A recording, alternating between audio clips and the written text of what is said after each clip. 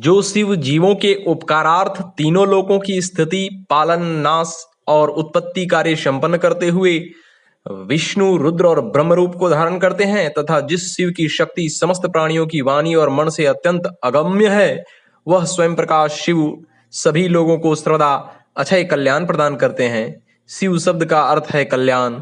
शिव ही शंकर हैं। संग का अर्थ भी है कल्याण और कर का अर्थ है करने वाला।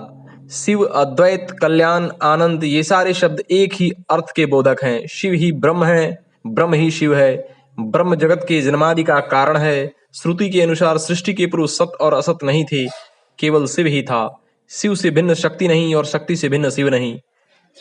शक्ति के उमा, दुर्गा, लक्ष्मी और सरस्वती आदि नाम हैं। शिव पुरुष हैं और उमा स्त्री। शिव ब्रह्मा है और उमा सरस्वती। शिव विष्णु है और उमा लक्ष्मी। शिव सूर्य है तो उमा छाया। शिव चंद्रमा है तो उमा तारा। शिव यज्ञ है तो उमा वेदी। शिव अग्नि है तो उमा स्वाहा। शिव अर्थ है तो उमा अक्षर दोतिका।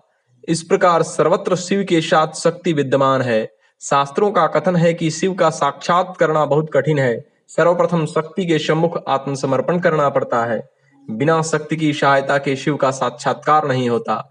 शक्ति की साधना के बिना शिव अर्थात कल्याण की प्राप्ति संभव नहीं।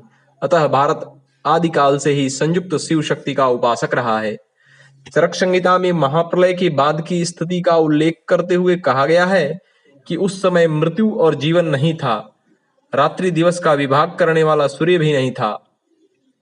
प्रश्न उठता है कि उस समय क्या था? उत्तर में यही कहा गया है कि उस समय समाधिस्थ सूत्रात्मा श्वास प्रश्वास रूप कल्प, सृष्टि और प्रलय आदि व्यवहार से रहित शांत समुद्र के समान अनंताकाश रूपिणी नित्य ज्ञान शक्ति उमा के साथ एक अखंड परिपूर्ण शिव ही अस्तित्व रूप क्रिया वाला था। उस शिव की अनंत शक्ति के किसी एक भाग में ही माया बीज रूप में थी। जैसे बीज की शक्ति अपनी उत्पत्ति के पहले बीज में ही रहती है, वैसे ही अव्यक्त शक्ति नित्य उमा से भिन्न नहीं है। उमा भी आगंतुक माया से भिन्न नहीं है। उमा शक्ति है, नित्य स्वरूपा है। ज्ञान का रूप नहीं तो चेतन का रूप कहाँ से होगा? अतः शिव ज्ञान के स्वरूप हैं और निराकार हैं। अपरिणामिनी शक्ति की परिचायिका परिणामिनी बीज शक्ति है। शिव ही ब्रह्म है, शिव ही प्रणव है। जो प्रणव है वही सर्वव्यापी है, वही अनंत शक्ति स्वरूपा उमा है। जो उमा है वही तारक मंत्र है, वही ओंकार है। जो तारक मंत्र है वही ब्रह्म विद्या है। जो तारक है वही सूक्ष्म ज्ञान शक्ति है। जो सूक्ष्म है वही शुद्ध है। जो शुद्ध है वही उमा है। जो उमा है वही ब्रह्म है।